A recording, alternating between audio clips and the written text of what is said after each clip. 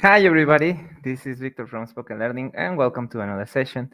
Today, I will be showing you very quickly the differences between two kinds of future that you can use to express future tense in Spanish, obviously.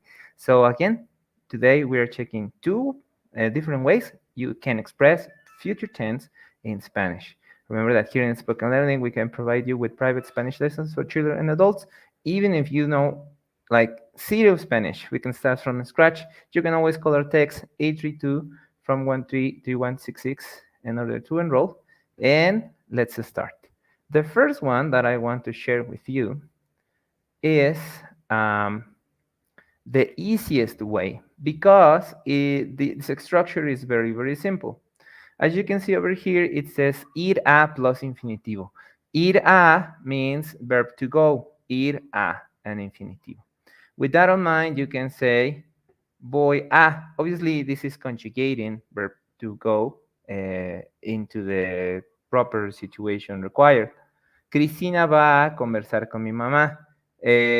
This tense or this format that I'm showing you right now, it compares to when you say I am going to. Cristina va a conversar con mi mamá.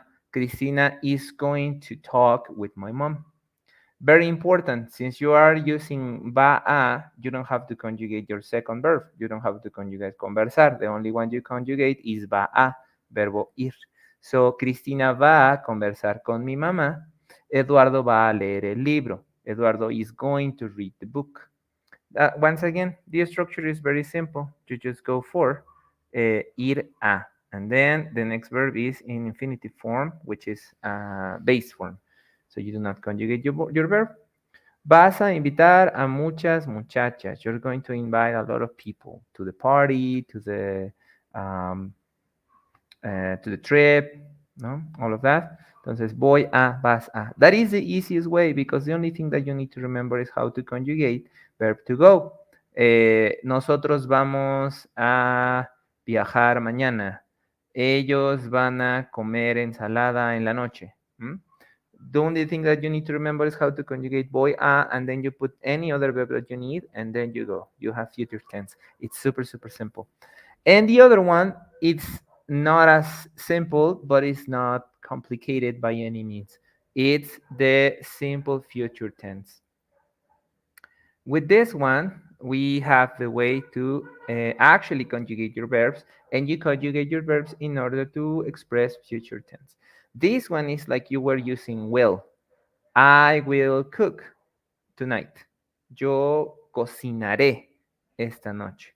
Because, as we can see over here, for the pronoun yo, tú, él, ella, usted, nosotros, vosotros, ustedes, ellos y ellas, each one of them has a specific conjugation, as you can see over here.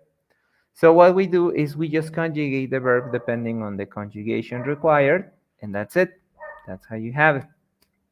We're just going to put the ending, the suffix that you need for every conjugation, and you have the sentences. For example, yo comeré más saludable. I will eat healthier. Tú viajarás a Japón. You will travel to Japan. Ella sacará mejores notas. She will get better grades. And things like that.